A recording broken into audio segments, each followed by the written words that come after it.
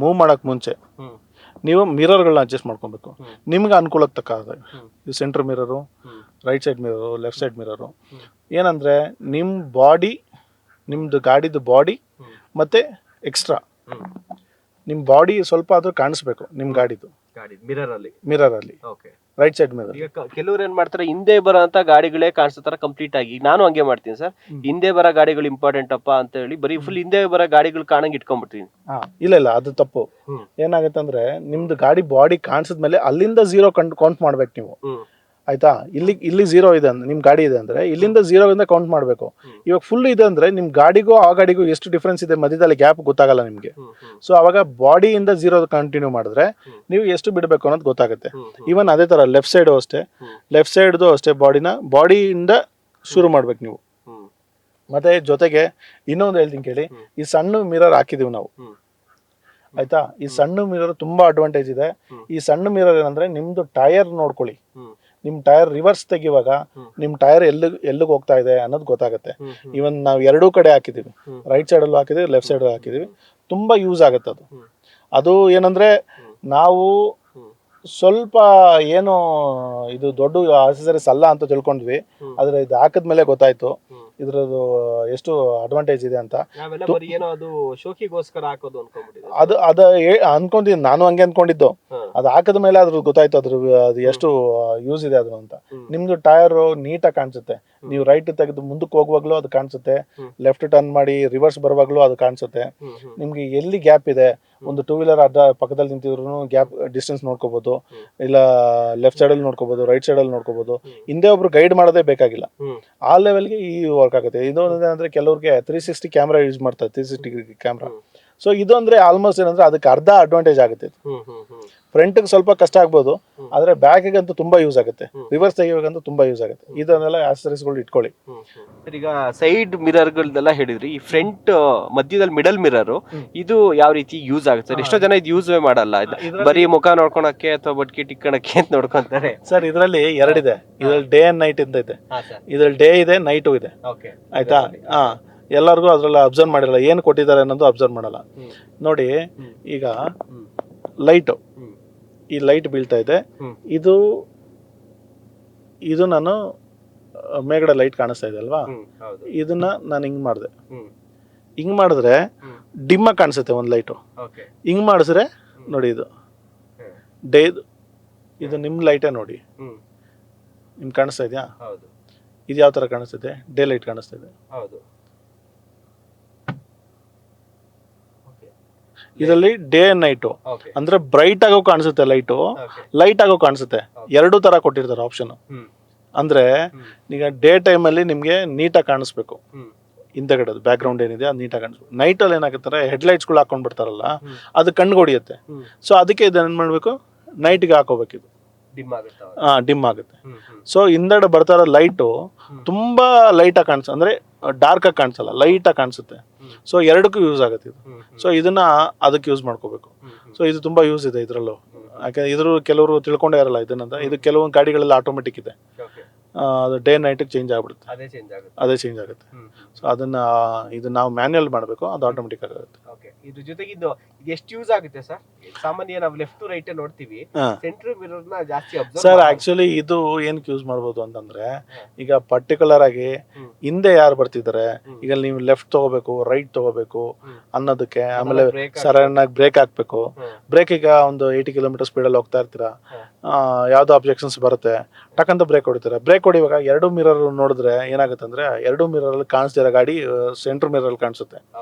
ಅವಾಗ ಏನಾಗುತ್ತೆ ಅಂದ್ರೆ, ಆ ಬ್ರೇಕ್ ನೋಡ್ಕೊಂಡು ನೀವು ಅಪ್ಲೈ ಮಾಡ್ಬೋದು.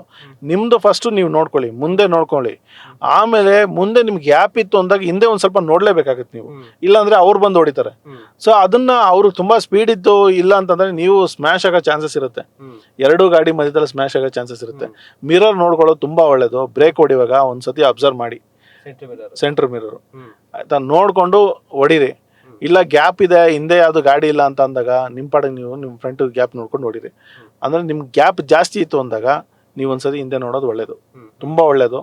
ಯಾಕಂದ್ರೆ ತುಂಬಾ ಅವಾಯ್ಡ್ ಆಗಿದೆ ಮಿರರ್ ನೋಡಿದ್ರೆ. ಇಲ್ಲಾಂದ್ರೆ ಅದು ತುಂಬಾ ಸ್ಪೀಡ್ ಇದೆ, ಅವ್ರ ಕಂಟ್ರೋಲ್ಗೆ ಸಿಗ್ತಾ ಇಲ್ಲ ಅಂತಂದಾಗ ನೀವು ಎಲ್ಲ ಲೆಫ್ಟ್ ರೈಟ್ ಎಲ್ಲ ನಿಮ್ ಸೇಫ್ ಆಗಿ ನೋಡ್ಕೊಂಡು ಗಾಡಿ ನಿಲ್ಸ್ಕೊಬೋದು. ಇಲ್ಲಾಂದ್ರೆ ನೀವು ಬ್ರೇಕ್ ಹೊಡೆದಿದ್ದು ಪ್ರಯೋಜನ ಇರಲ್ಲ. ನಾವೇ ಸುದ್ದಿ ಮಾಡ್ತೀವಿ ಸರಣಿ ಅಪಘಾತ ಅಂತ ಹೇಳಿ, ಮೋಸ್ಟ್ಲಿ ಇದ್ರಲ್ಲೇ ಇದೇ ಆಗುತ್ತೆ. ಯಾಕಂದ್ರೆ continue bumper to bumper traffic ಅಲ್ಲಿ ಏನಾಗುತ್ತೆ ಅಂದ್ರೆ ಎಲ್ಲರೂ ಅಷ್ಟೇ ಒಂದು 20 ಫೀಟ್ ಡಿಫ್ರೆನ್ಸ್ ಇಟ್ಕೊಂಡ್ಲೇ ಇರಬೇಕು. ಅದೇ ಈಗ ಸಿಟಿ ಟ್ರಾಫಿಕ್ ಅಲ್ಲಿ ಯಾರು ಇಟ್ಕೊಳ್ಳಲ್ಲ, 10 ಫೀಟ್ ಇಟ್ಕೊಳ್ಳಲ್ಲ. ಸೊ ಅವ್ರೇನಾಗುತ್ತೆ ಅಂದ್ರೆ ಒಬ್ಬ ಬ್ರೇಕ್ ಹೊಡೆದ್ರೆ ಇನ್ನೊಬ್ರು ಅದನ್ನ ಥಾಟ್ ಬರೋ ಅಷ್ಟೊತ್ತಿಗೆ ಇಲ್ಲಿ ಸ್ಟಾಪ್ ಆಗ್ಬಿಟ್ಟಿರುತ್ತೆ ಗಾಡಿ. ಅಂದ್ರೆ ಇಲ್ಲಿ ಇವ್ರು ಕಣ್ಣಲ್ಲಿ ನೋಡಿರೋದು ಕೆಲಸ ಮಾಡೋ ಇಲ್ಲಿವರೆಗೂ ಹೋಗೋಷ್ಟೊತ್ತಿಗೆ ಅಲ್ಲಿ ಆಕ್ಸಿಡೆಂಟ್ ಆಗ್ಬಿಟ್ಟಿರುತ್ತೆ. ಸೊ ಅದು ಕೆಲವ್ರಿಗೆ ಸ್ವಲ್ಪ ರಿಫ್ಲೆಕ್ಷನ್ಸ್ ಈ ಕಡೆನೋ ಆ ಕಡೆನೋ ಏನೋ ಒಂದು ಕಣ್ಣು ನೋಡ್ತಿದ್ರು ಕೂಡ ಗಮನ ಎಲ್ಲೋ ಇರುತ್ತೆ. ಸೊ ಅವಾಗ ಬ್ರೇಕ್ ಹೊಡೆದಿದ ತಕ್ಷಣ ನೀವು ಹೋಗಿ ಇದು ಮಾಡ್ಕೊಳ್ಳೋಕೆ ಕಷ್ಟ ಆಗ್ಬಿಡುತ್ತೆ. ಸೊ ಅದಕ್ಕೆ ಗ್ಯಾಪ್ ಇಟ್ಕೊಳ್ಳಿ. 20 ಫೀಟ್ ಯಾವತ್ತೂ ಅಷ್ಟೇ ಸೇಫರ್ ಸೈಡಲ್ಲಿ 20 ಫೀಟ್ ಡಿಫ್ರೆನ್ಸ್ ಇಟ್ಕೊಂಡೇ ಇರಬೇಕು ಒಂದು ಗಾಡಿಗೂ ಇನ್ನೊಂದು ಗಾಡಿಗೂ. ಆವಾಗ ನೀವು ಎಷ್ಟೇ ಸ್ಪೀಡ್ ಇದ್ರೂ ಆಲ್ಮೋಸ್ಟ್ ಸಿಟಿ ಲಿಮಿಟ್ಸಲ್ಲಿ ಒಂದು 60 to 80 ಸ್ಪೀಡಲ್ಲಿ ನೀವು ಅವಾಯ್ಡ್ ಮಾಡ್ಬೋದು. 80 ಸ್ಪೀಡ್ ಅಂದರೆ ಕಷ್ಟ ಆಗ್ಬಿಡುತ್ತೆ. ಒಂದು 40 to 60 ಸ್ಪೀಡಲ್ಲಿ 20 ಫೀಟ್ದು ಆರಾಮಾಗಿ ಅವಾಯ್ಡ್ ಮಾಡ್ಬೋದು. ಅದು ಏನಂದರೆ ನಿಮ್ಮದು ಅದ್ರ ಮೇಲೆ ಡಿಪೆಂಡ್ ಆಗುತ್ತೆ. ನೀವು ಯಾವ ಥರ ಟೈರ್ ಯೂಸ್ ಮಾಡ್ತಿದ್ದೀರಾ, ಟೈರಲ್ಲಿ ಏನೋ ಗ್ರಿಪ್ ಇದ್ದರೆ ನಿಂತ್ಕೊಳ್ಳುತ್ತೆ, ಇಲ್ಲ ಅದು ಫ್ಲ್ಯಾಟ್ ಆಗಿತ್ತಂದರೆ ಅದು ಕಷ್ಟನೇ. ನೀವು ಆವಾಗ ಎಷ್ಟು 100 ಫೀಟ್ ಇಟ್ಕೊಂಡಿದ್ರು ಟೈರ್ ನಿಲ್ಲಲ್ಲ ಗಾಡಿ. ಸೊ ಅದಕ್ಕೂ ಅದೆಲ್ಲ ನೋಡ್ಕೊಳ್ಳಿ. ಮತ್ತು ಮಳೆಯಲ್ಲೂ ಅಷ್ಟೇ, ಮಳೆಯಲ್ಲೇ ಆದಷ್ಟು ಜಾಸ್ತಿ ಡಿಫ್ರೆನ್ಸ್ ಇಟ್ಕೊಳ್ಳಿ. ಒಂದು 70 ಫೀಟ್ 80 ಫೀಟ್ ಡಿಸ್ಟೆನ್ಸ್ ಇಟ್ಕೊಂಡು ಗಾಡಿ ಡ್ರೈವ್ ಮಾಡಿ. ಮತ್ತು ಇನ್ನೊಂದು ಆದಷ್ಟು ಸೇಫರ್ ಸೈಡಲ್ಲಿ ಲೆಫ್ಟಲ್ಲಿರಿ, ಜಾಸ್ತಿ ಲೆಫ್ಟ್ಗೆ ಹೋಗ್ಬೇಡಿ. ನೀರಿದ್ದರೆ ಆದಷ್ಟು ಮಿಡಲ್ ರೋಡಲ್ಲಿರಿ. ಸೊ ರೈಟ್ ಸೈಡಲ್ಲಿ ನೀವು ಬಿಟ್ಬಿಡಿ. ಯಾರ್ಯಾರು ಸ್ಪೀಡಾಗಿ ಹೋಗ್ಬೇಕು ಅಂತಿರ್ತಾರೋ ಅವ್ರಿಗೆಲ್ಲ ಬಿಟ್ಬಿಡಿ. ನೀವು ಸೇಫಾಗಿ ಮಳೆ ಬರುವಾಗ ಹಜಾರ್ಡ್ ಬರುತ್ತೆ, 4 ಇಂಡಿಕೇಟ್ರು, ಇದಕ್ಕೆ ಹಜಾರ್ಡ್ ಅಂತೀವಿ. ಹಜಾರ್ಡ್ ಹಾಕೊಳ್ಳಿ. ಈಗ ಈ 4 ಇಂಡಿಕೇಟರ್ ಅಂದ್ರೆ ಹಾಕೊಂಡು ಹೋಗ್ತಾರೆ, 4 ಬದಿಯಲ್ಲೂ ಕೂಡ ಹಿಂದೆ 2 ಮುಂದೆ 2. ಇದು ಏನಕ್ಕೆ ಸರ್? ಎಷ್ಟೋ ಜನಕ್ಕೆ ಗೊತ್ತಿಲ್ಲ. ಯಾವ ಒಂದು ಕಾರಣಕ್ಕೆ ಸಾಮಾನ್ಯವಾಗಿ ಮಳೆ ಬಂದಂತ ಟೈಮಲ್ಲಿ ಅಥವಾ ಗಾಡಿ ಏನೋ ಪ್ರಾಬ್ಲಮ್ ಇದ್ದಂತ ಟೈಮಲ್ಲಿ ಅಥವಾ ಎಲ್ಬೋರ್ಡ್ಗಳು ಹೈವೇನಲ್ಲಿ ಹೋಗ್ಬೇಕಾದಾಗ ಹಾಕೊಂಡಿರ್ತಾರೆ. ಏನ್ ಉದ್ದೇಶ ಸರ್? ಇದರಿಂದ ಏನು ಮಾಹಿತಿ ಗೊತ್ತಾಗುತ್ತೆ? ಇದು ಹಜಾರ್ಡ್ ಅಂತ ಅಂದಾಗ ಇದು ರೈಟ್ ಸೈಡ್ ಇಂಡಿಕೇಟರ್ ಹಾಕಿದಾಗ ರೈಟ್ ಟರ್ನ್ ಮಾಡ್ತಾ ಇದ್ದಾರೆ ಅಂತ ಗೊತ್ತಾಗುತ್ತೆ. ಲೆಫ್ಟ್ ಸೈಡ್ ಹಾಕಿದಾಗ ಲೆಫ್ಟ್ ಸೈಡ್ ಹೋಗ್ತಾ ಇದ್ದಾರೆ ಅಂತ ತಿಳ್ಕೊತಾರೆ. ಇದು ಹಜಾರ್ಡ್ ಅಂತ ಇದನ್ನ ಹಾಕಿದಾಗ ಏನಾಗುತ್ತೆ, ಈ ಬಟನ್ ಹಾಕಿದಾಗ ಏನಾಗುತ್ತೆ ಅಂದ್ರೆ ಗಾಡಿ ಓಡಿಸ್ತಾ ಇರೋರ್ಗೆ ಏನೋ ಒಂದು ಸಮಸ್ಯೆ ಇರ್ಬೋದು, ಇಲ್ಲ ಗಾಡಿಲೇ ಸಮಸ್ಯೆ ಇರ್ಬೋದು. ಇದು ಫಾಸ್ಟಾಗಿ ಹೋಗೋ ಗಾಡಿ ಅಲ್ಲ, ಆಯ್ತಾ? ಇದನ್ನ ಇದನ್ನ ನಮಗೆ ಅವೇರ್ನೆಸ್ ಕೊಡ್ತಾ ಇದ್ದಾರೆ. ಆ ಗಾಡಿ ನಾವು ಹೋಗ್ತಾ ಇಲ್ಲ, ನೀವು ನಿಮ್ಮ ದಾರಿ ಏನಿದೆ ನೀವು ಆ ಕಡೆನೋ ಈ ಕಡೆ ನೋಡ್ಕೊಂಡು ನೀವು ಹೋಗಿ, ನಮಗೆ ಡಿಸ್ಟರ್ಬ್ ಮಾಡಬೇಡಿ, ಇಲ್ಲ ನಮ್ಮ ಗಾಡೀಲಿ ಸಮಸ್ಯೆ ಇದೆ ಅನ್ನೋದನ್ನ ತೋರ್ಸೋದಕ್ಕೋಸ್ಕರ ಇದನ್ನ ಹಾಕಿರ್ತಾರೆ. ಸೊ ಇದನ್ನ ನೀವು ನೋಡ್ಕೊಂಡು, ಇಲ್ಲ ಗಾಡೀಲಿ ಸಮಸ್ಯೆ ಇದ್ದು ರೋಡಲ್ಲಿ ನಿಲ್ಸಿದ್ರು ಕೂಡ ಹಜಾರ್ಡ್ ಹಾಕಿರ್ತಾರೆ. ಸೊ ಇದನ್ನ ನೋಡ್ಕೊಂಡು ನೀವು ಅದನ್ನ ಬೇರೆಯವರು ಅದಕ್ಕೆ ಟಚ್ ಮಾಡಬೇಡಿ, ನಿಮ್ಮ ಪಾಡಿಗೆ ನೀವು ಹೋಗಿ. ಮತ್ತೆ ನಿಮ್ಗೆ ಮಳೆಲೂ ಅಷ್ಟೇ ಏನಾಕಂದ್ರೆ ಮಳೆ ಬಂದಾಗ ಸಾಮಾನ್ಯ ಎಲ್ಲಾ ಗಾಡಿಗಳು ಈ ತರ ಹಾಕೊಂಡು ಹೋಗ್ತಾ ಇರ್ತಾರೆ. ಏನಕ್ಕೆ ಅಂತಂದ್ರೆ ಇದು ಆರೆಂಜ್ ಲೈಟು ಮಳೆಯಲ್ಲಿ ತುಂಬಾ ಚೆನ್ನಾಗಿ ಕಾಣಿಸುತ್ತೆ. ಅದಕ್ಕೆ ಕೆಲವರು ಅಂದ್ರೆ ಎಲ್ಲೆಲ್ಲ ಏನಂದ್ರೆ ನೀಟಾಗಿ ಕಾಣಿಸುತ್ತೆ ಅನ್ನೋದು ಕಾರಣಕ್ಕೋಸ್ಕರನೇ ಇದು ಮಳೆಯಲ್ಲಿ ತುಂಬಾ ಚೆನ್ನಾಗಿ ಕಾಣಿಸುತ್ತೆ. ಅದಕ್ಕೋಸ್ಕರ ಇದನ್ನ ಹಾಕ್ತಾರೆ. ಬೇರೆ ಯಾವುದಕ್ಕೂ ಅಷ್ಟು ಚೆನ್ನಾಗಿ ಕಾಣಿಸಲ್ಲ. ರೆಡ್ಡು ಅಷ್ಟು ಕಾಣಿಸಲ್ಲ, ಮತ್ತು ವೈಟು ಅಷ್ಟು ಕಾಣಿಸಲ್ಲ. ಇದು ಇಂಡಿಕೇಟರ್ಗಳು ತುಂಬ ಚೆನ್ನಾಗಿ ಕಾಣಿಸುತ್ತೆ ಮತ್ತು ಬ್ಲಿಂಕ್ ಆಗ್ತಾ ಇರೋದ್ರಿಂದ ಸೊ ಇಲ್ಲಿ ಯಾವುದೋ ಒಂದು ಗಾಡಿ ಹೋಗ್ತಾ ಇದೆ ಅನ್ನೋ ಫೀಲಲ್ಲಿ ನೀವು ಅವಾಯ್ಡ್ ಮಾಡ್ಕೊಂಡು ಹೋಗ್ಬೋದು. ಸೊ ಇದು ಮೇಜರ್ ಕನ್ಸರ್ನ್ ಅದು. ಸೊ ಇದನ್ನು ನೋಡ್ಕೊಳ್ಳಿ. ಇದನ್ನು ನಿಲ್ಲಿಸಿದಾಗ ಇಲ್ಲ ಮಳೆಯಲ್ಲಿ ಇದನ್ನು ಯೂಸ್ ಮಾಡ್ಕೊಳ್ಳಿ. ಮೇನ್ ಏನಂದರೆ ನಾನು ಆವಾಗಲೇ ಹೇಳ್ಕೊಟ್ಟಂಗೆ ಇದನ್ನು ಮಾಡ್ಕೊಳ್ಳಿ. ಮಳೆಯಲ್ಲಿ ನೀಟಾಗಿರುತ್ತೆ ಗ್ಲಾಸು, ತೊಂದರೆ ಇಲ್ಲ, ಮೇಂಟೈನ್ ಮಾಡ್ಬೋದು.